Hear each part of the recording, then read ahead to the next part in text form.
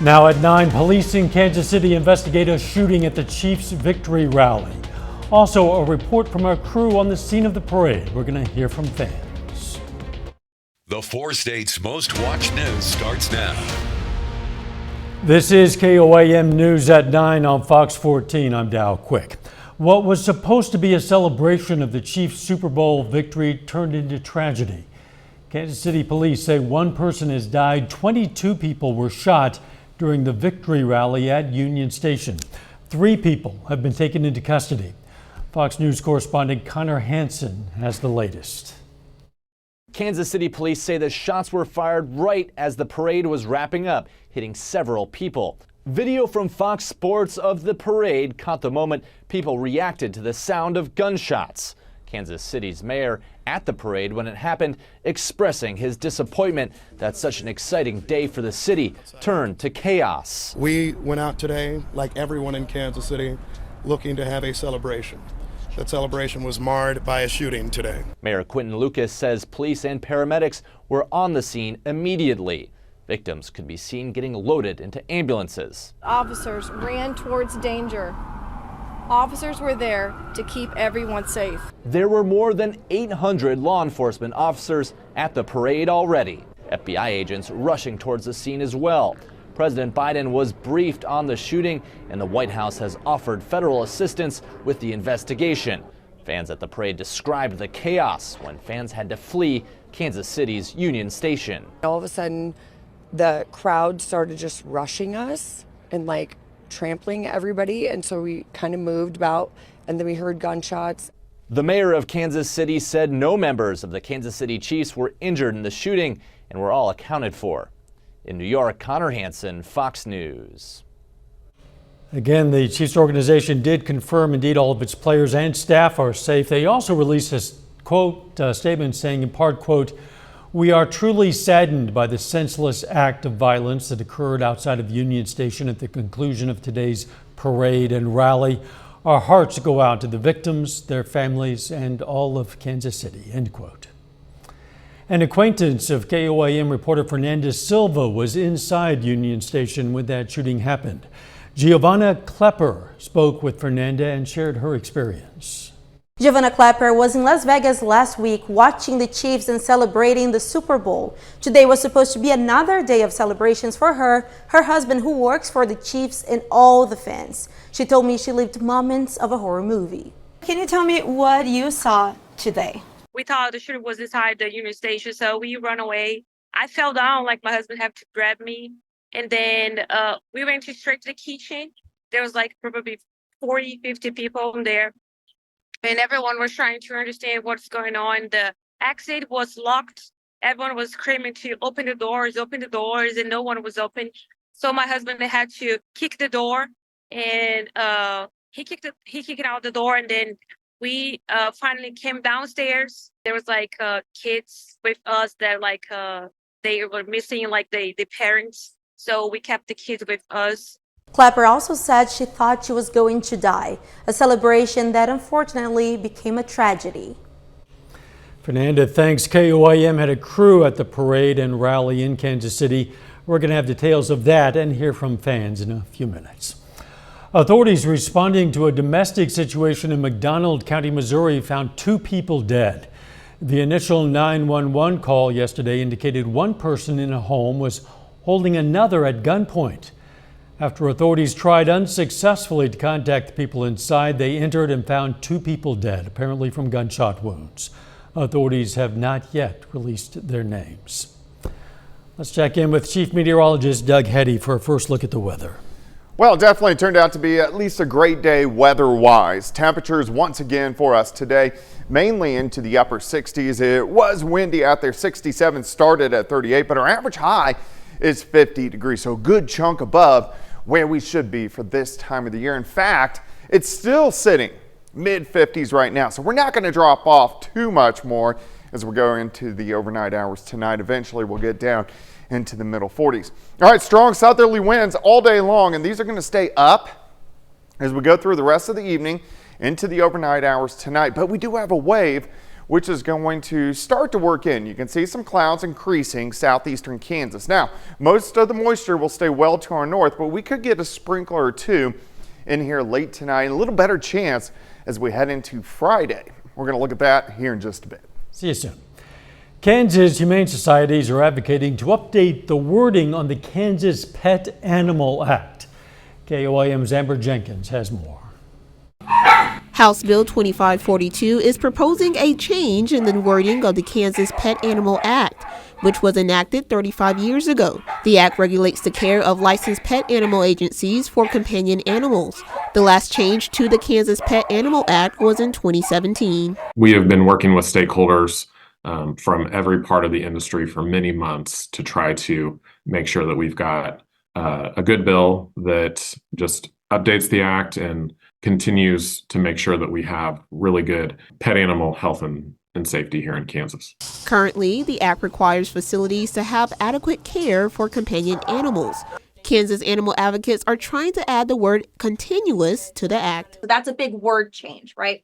So a good example of how that word change would affect shelters, rescues, and breeders for wintertime, right? So if you put out a pail of water and it freezes in 30 minutes, that dog does not have access to water. Jasmine Cowell, along with other animal advocates, testified at the first hearing for House Bill 2542. And it breaks our hearts, especially when you go to a site and that dog, is so dehydrated because it didn't have water, because it was in an outside kennel and the water froze. And that person is stating, well, I gave them water a few hours ago.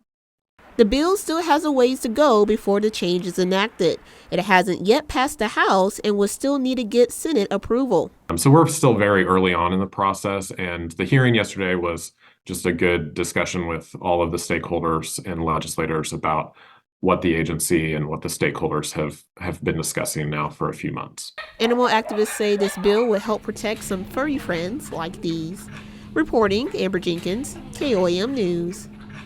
The Kansas Department of Agriculture says updating wording to acts helps them keep up with industry standards.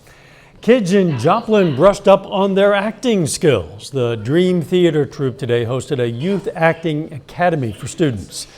Experienced instructors helped the students adapt children's literature into theatrical performances. Younger students also got individual tutoring to help foster their growth. Students can choose whether or not they would like to come on a Tuesday and Thursday class or on a Wednesday and Friday class. What we're doing is adapting children's literature into full-length performances. And so today in this class, what they're doing is they're taking The Boy Who Cried Wolf and they're breaking it down and then they're rebuilding it again to their taste. So it'll be a little bit different than the original story would have been because it's all their input. The troupe will host another youth acting academy in the spring. Coming up, doctors step up their calls for pregnant and postpartum women to get checked for heart disease. Doctors are urging pregnant and postpartum women to get screened for heart conditions. They say these women are at a higher risk and the issues often go undetected. Fox's Kim Posey has more. Christy LeClaire is checking in with her cardiologist, Dr. Manisha Kochar at National Jewish Health. I was walking around with heart function at 29% for long time. Again? The Denver woman says after she had 3 children in 4 years, she never recovered. She was extremely fatigued after exercise. She was always cold and couldn't sleep, but she was misdiagnosed for years. I've been in heart failure since I was pregnant. Dr. Kochar says LeClaire suffered from something called peripartum cardiomyopathy, and during pregnancy, her heart was weakened. Symptoms of this are shortness of breath with exertion, swelling of the body, and these can manifest in pregnancy as it is, so teasing this out is a little hard sometimes. She also has a congenital heart condition that she was unaware of, but became a problem with pregnancy. There is a lot more fluid in the body, and so the heart has to work harder to try to compensate for that. Dr. Kochar recommends screening women for heart disease during and after pregnancy when they're at particularly high risk. She says women should watch out for quick weight gain not typical of pregnancy, swelling of legs, difficulty lying flat, chest, jaw, or neck pain. Right there. Get your heart checked and insist on the EKG. It can be done in 5 minutes in the doctor's office. and the echocardiogram. New data finds no significant link between preterm births and autism. Researchers in Israel analyzed more than 100,000 pregnancies, taking into consideration factors like ethnicity, maternal age, and gender. They say the single factor of preterm birth is unlikely to be the cause of autism spectrum disorder. The HPV vaccine has been recommended for both girls and boys since 2011, but a new CDC survey shows only 38% of children ages 9 to 17 have received at least one dose.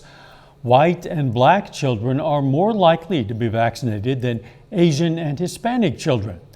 The human papillomavirus is the most common sexually transmitted infection in the U.S. and causes almost all cervical cancers. Doug is next with a complete look at the forecast, and later we're going to hear from Kansas City Chiefs fans and the team about the victory parade and celebrations.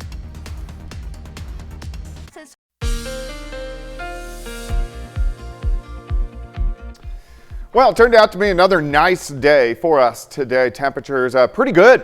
Most of us went into the upper 60s during the afternoon. February, after January was below average, February has gone the other direction, and most of our days have been above average. You can see really the first week we were into the 40s Saturday, Sunday, and also Monday, but near 60 yesterday, 67 for us today. So already 11 days have been above average. Let's go outside. Here's a nice shot. Cornell Arts and Entertainment Complex. Of course, this is about 7th and Joplin Street looking northeast through downtown. Looks pretty good out there right now. We have a few clouds which are rotating in, but overall looks okay. Most of us are sitting into the mid 50s. Case in point, 54 in Carthage, Cassville, 57, 54 in Bentonville. We can go to Veneta at 57, Chanute, much of the same. Pittsburgh sitting at 55. Let's go outside, 7th and Rangeline. We still have those southerly winds at about 10 to 15 sustained, and we've had some gusts a little bit higher than that at times throughout the evening hours, and these are going to stay kind of strong for us tonight. South winds 10 to 20, and we're going to have gusts at least over the next several hours, kind of in that 20 to 25 mile per hour range. Winds switch out of the northeast tomorrow. They lighten up, and then they switch back out of the south on Friday, and then back out of the north again Friday afternoon, and really start to pick up. Once we get into Friday afternoon, we'll have gusts 25 to 30, maybe a little bit higher than that at times as we go through the daytime hours on Friday. Some clouds have been increasing over the past couple hours. We have a wave across parts of Nebraska, Iowa, northern parts of Missouri.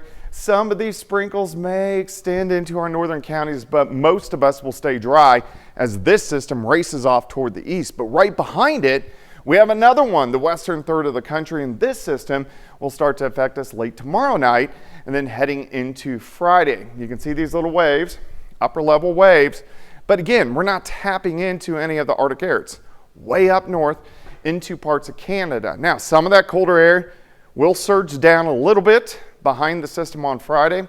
Watch our temperatures late Friday into Saturday. We cool down into the lower 20s. It's not really Arctic air, Arctic air gets into the northern parts of the plains, but it never really fully makes it into the region. So we do have these kind of warm and cool spells continuing. All right, tonight looks okay. We get northerly winds in the morning. We are going to have sunshine once again.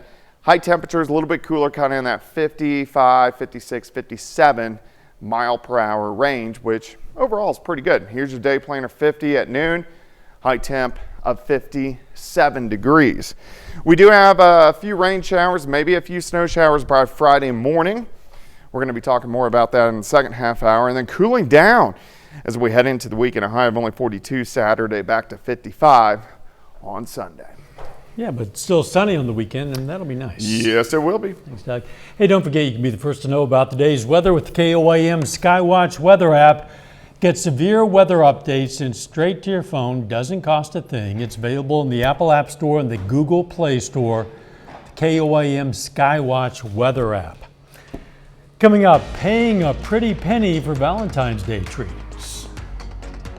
Well, prices may be melting your wallets this season, but chocolate is still holding strong this Valentine's Day. Coming up, I'll tell you how much folks are expected to spend on their sweethearts this year.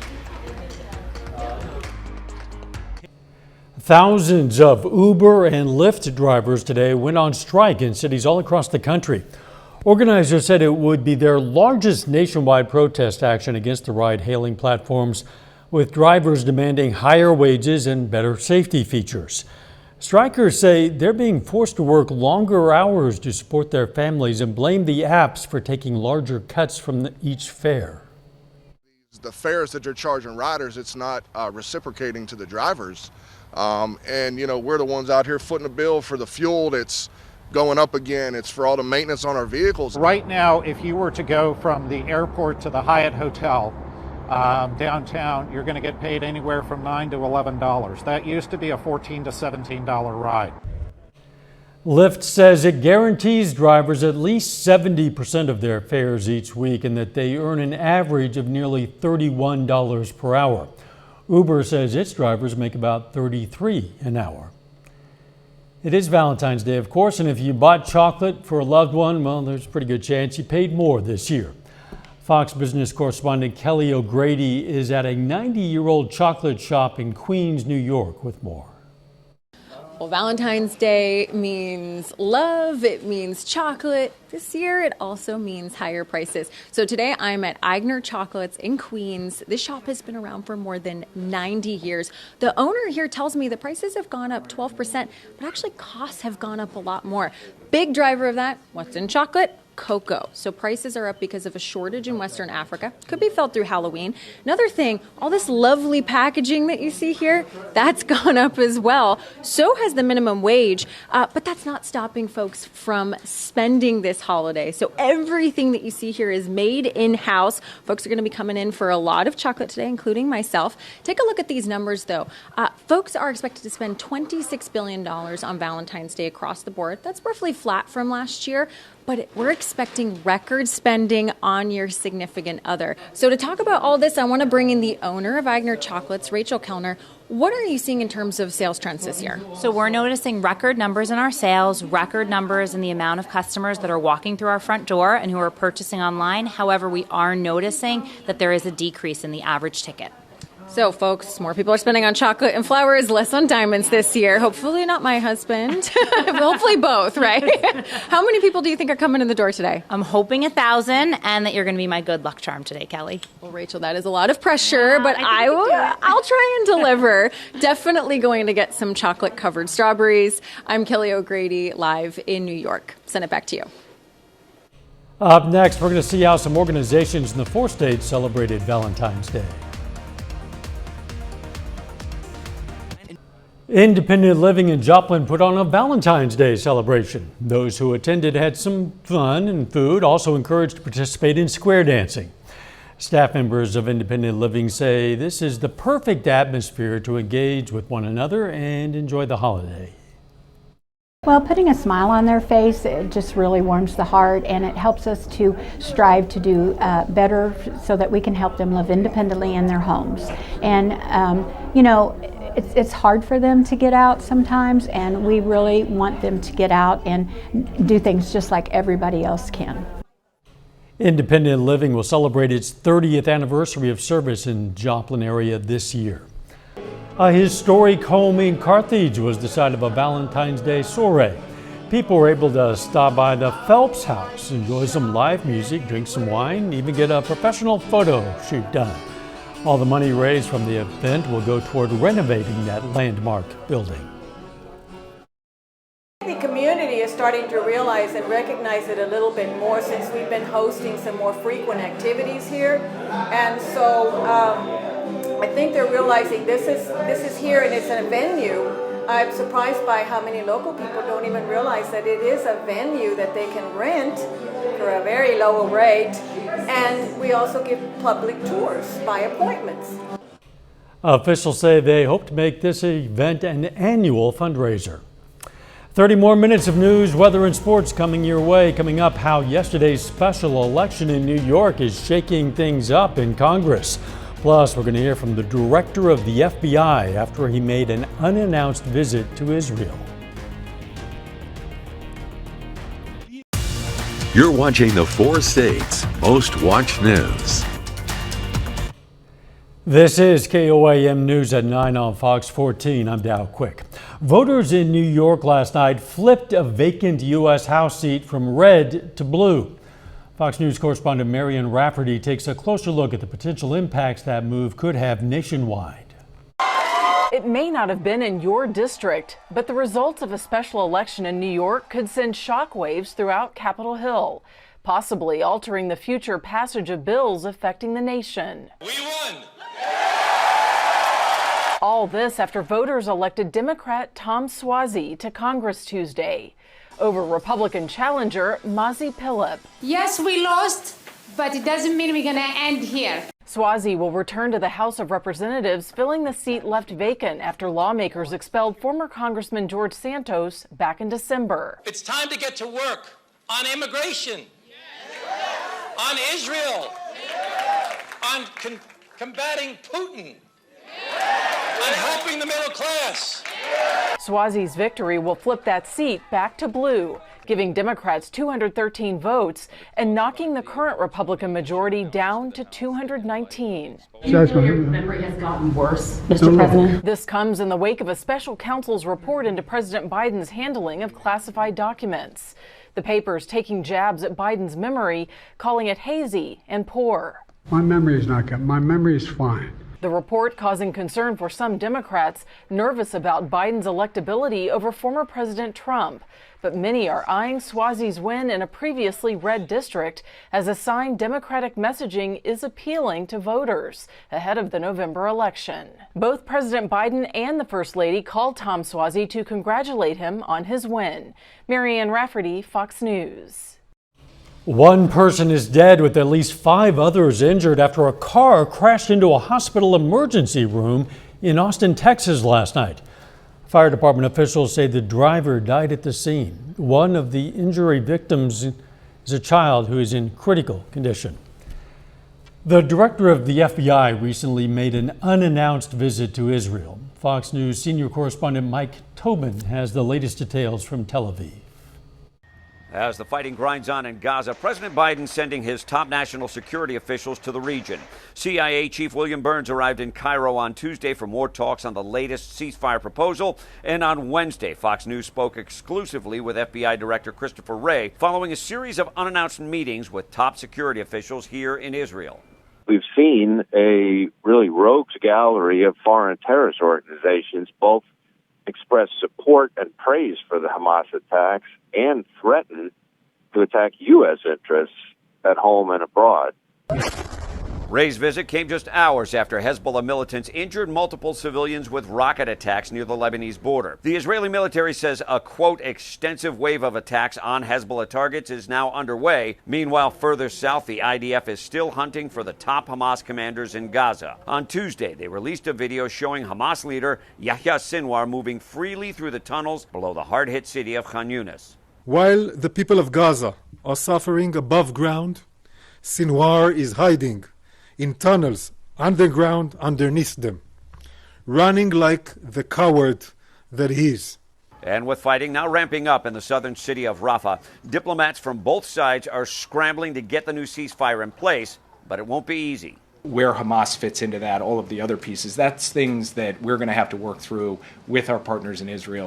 Israeli Prime Minister Benjamin Netanyahu has reportedly told his negotiators not to return to the talks unless Hamas drops its demand for an Israeli withdrawal from the Gaza Strip. In Tel Aviv, Mike Tobin, Fox News. A bit later, a wedding chapel in Miami, Oklahoma celebrates Valentine's Day with a wedding.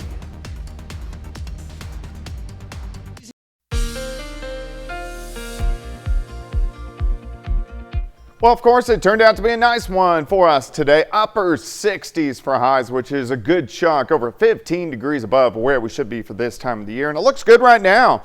We have partly cloudy skies. Here's a great shot of our Cornell Arts and Entertainment Complex.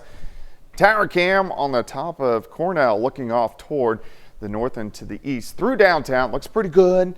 A little bit of a breeze out there, and that's what we are going to have for us tonight. But keeping our temperatures up, 53 in Anderson, Bentonville, 50 in Monette, 55 in Nevada, Pittsburgh, 54 in Nowata is sitting at 57 degrees. Here's 7th and Rangeline currently sitting at 55. Southerly winds at about 10 to 15, but we're still getting some gusts kind of in that 20 to 25 mile per hour range as we go through the overnight hours tonight.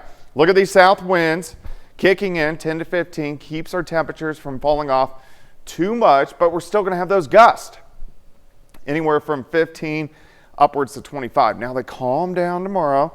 We get northeasterly winds. They briefly go back to the south early Friday and then right back to the north, and they pick up again, ushering in some cooler air by the time we head into the weekend. So a little windy as we go through the next few days. All right, some clouds increasing northern parts of our counties. Can't see even a couple little sprinkles popping up. So we can't rule out a sprinkler or two tonight as this wave kind of tracks across the northern parts of the plains, snow out through Minnesota, but most of the moisture will stay to our north. Now, just to the west, here's another system. This system will start to affect us by the time we head into Thursday night and Friday, but neither one of these systems have much cold air. All the Arctic air is trapped or locked up into parts of Canada where we want it to stay, but every now and then we get a little burst, at least colder air that comes down, so we're going to have a little burst of cooler air working in as we head into the weekend. Not like cold, but colder than what we have seen. All right, sprinkler or two for us tonight passes by. Sunshine in the morning, notice the winds out of the north. Still, temperature is pretty good, lower 50s by noon. I think most of us about 56, 57 degrees tomorrow afternoon. Tomorrow night, clouds increase. May even get a couple little sprinkles that pop up late tomorrow night. Look at a band of snow to our north, so a couple little showers to start the day on Friday. Then we get showers increasing. Here's Friday morning. You can see a band of snow still to our north, but a few light snow showers most likely are going to work through mid-morning into late morning, especially on the Missouri side, quickly pushing east and out of here, and then we start to drop as we go into Friday evening. So accumulating snow mainly is going to stay across central Missouri, but some of our northern, northeastern counties, you guys may get some light accumulation, so we'll keep our eyes on that as we go through the next 36 hours. 57 tomorrow, 44 on Friday. Colder for the weekend, but sunshine returns. Highs only into lower 40s on Saturday. 50s and then 60s, near 70 again by the middle of next week. You know, this weekend we're not going to have any football to watch. I know. It's really depressing. Oh, man. But we went out on a high. That's true. Yes. We can have football to rewatch. Yep. Thanks, Doug. Hey, Southeast Kansas Special Olympics held their adult basketball and cheer events today. Special Olympics Kansas is dedicated to empowering individuals with intellectual disabilities to become physically fit, productive, and respected members of society through sports competitions, health and nutrition programs, and leadership development. Seeing the smiles on other athletes' faces, it brings me joy to know that they're out here doing what they can do best. And it's not all about the disability part, it's about the ability. So we're all out here showing what we can do. This year, the Unified Team Basketball event was added where individuals with and without disabilities were able to compete together. Coming up in sports, the Royals released plans for a new stadium in downtown KC. Plus, Chiefs fans and players celebrate a second consecutive Super Bowl championship. John Dales has those stories and more up next.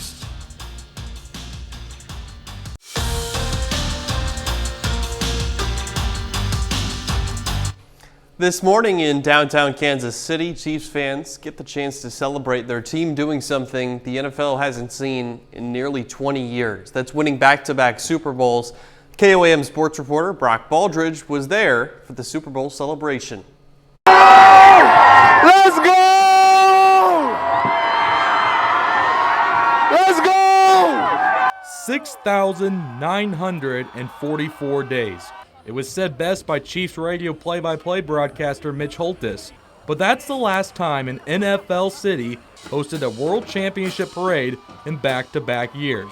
Once again, Chiefs Kingdom celebrates another year on the highest summit in football. It did a huge thing for the city. It brought the city together in a whole different way. It just made, I guess, the bond stronger between everyone. Just like this, for example, bringing everyone out to this event. just the atmosphere of the city and how we come together, and for it to be over Super Bowls. I mean, I'm 48 and I never thought that this would ever happen in my lifetime, so to be able to see 3 is unreal. 3 Super Bowl titles in 5 years, 4 World Championships in total, and high fives from number 15 on a regular basis. The question now is, what more is there to accomplish? They're determined enough to do whatever they set their mind to. They're already talking about three-peat, so let's do it. Honestly, just keep winning. I mean, I just feel like with our team we have right now, it's really special. The only thing left on the books is a three-peat. I mean, we can try to catch Brady's numbers all we want, but I think a three-peat would mean a lot more than just getting the same amount of Super Bowls as Brady. In Kansas City, Brock Baldridge, KOAM Sports. A lot of those visuals show the exciting, the safe side of today's Super Bowl parade. Our hearts go out to the victims of the tragedy that transpired shortly thereafter. It's a busy week across all of Kansas City sports, not just for the Chiefs. Royals pitchers and catchers report to spring training today in Sunrise, Arizona. And with opening day 2024 just a month and a half away, the club's leadership makes an important announcement about its future. The Royals are proposing a new stadium in downtown Kansas City near the Power and Light District, which has an estimated price tag of $2 billion. According to the Royals website, over $1 billion of that will be funded by their ownership group. The team's CEO and chairman, John Sherman, views this as a turning point for Jackson County as well as the baseball franchise's future. We're at a crossroads. In fact, we're here to talk about the crossroads and our intention to make it the new home of the Kansas City Royals. I believe in my gut the timing is right for the Royals to become residents of the crossroads and neighbors to Power and Light, 18th and Vine, and Hospital Hill. That's a look at sports. Back with more news after this. A chapel in the far northeastern corner of Oklahoma was once called the wedding capital of the world, according to its owners. Today, one wedding was celebrated at Laverne's Wedding Chapel, but owner Patricia Jones says that in the Valentine's Day of 1992, for example, almost 100 weddings happened there. KOAM's Fernanda Silva has that story. I've always wanted to do Valentine's Day. Is there a reason for that? I don't think so. It's romantic day. Shannon and now Melissa Mosley chose the most romantic day of the year to say, I do. Melissa not only chose the date, but also the location that holds a special place in her heart. Laverne's Wedding Chapel is where her parents and also her sister got married. So we can call it a family tradition? I guess so. I wanted just something kind of small and not big and fancy and a bunch of people. As witness, the couple had a friend.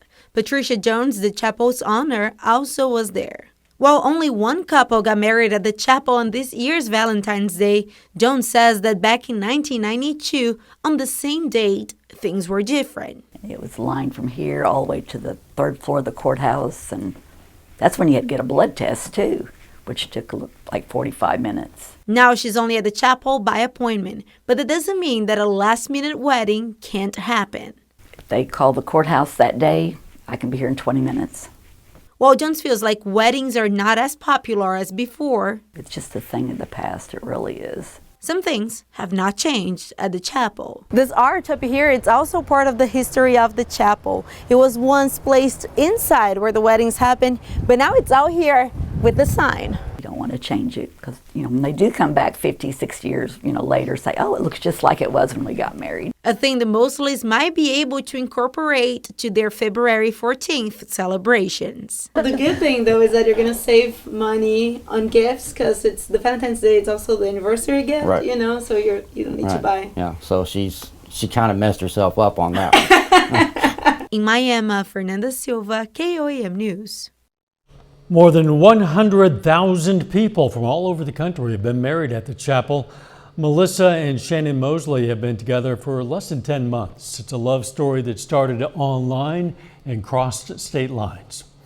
Coming up, a new study shows more Americans are forgoing romantic partners and embracing the single life. Well, it might be the day of love, but a growing number of people are choosing self-love over affection from a romantic partner. Fox News' Chris DeMayo takes a closer look at the rise in Americans choosing to be single. While Valentine's Day usually involves showing affection to your love interest or romantic partner, the latest data from the Census Bureau shows a growing number of people are actually embracing the single life. Nearly half of American adults are unmarried. 28% of U.S. adults live alone. That's actually the most common household, having jumped ahead of the nuclear family. This trend is especially gaining traction among younger generations. Pew Center their studies reveal that 25% of millennials will never marry. Peter McGraw of the University of Colorado Boulder has been studying this rise, but says not all singles are the same. The first type I call someday singles. These are people who are looking for their person. They're looking for the one. Dating culture is fraught, and these people in many ways are sort of waiting kind of hopelessly. But according to McGraw, more people are falling under the no-way singles category. These are people who are not looking for dating or romance, whether it be for now or forever. Pew Center finds that half of American singles are not looking for casual dates or a romantic relationship at the moment. Meanwhile, McGraw says feeling secure with yourself and owning your independence could help strengthen the connections you have with friends and family. It actually makes the relationships that you have a lot healthier, in a sense, because you're not relying on this person to fill a void in your life. Chris DeMayo, Fox News. And that's our time for tonight. Thanks for joining us. We're going to leave you with video of animals at the Brookfield Zoo in Chicago enjoying some Valentine's Day treats. Let's make it a great tomorrow.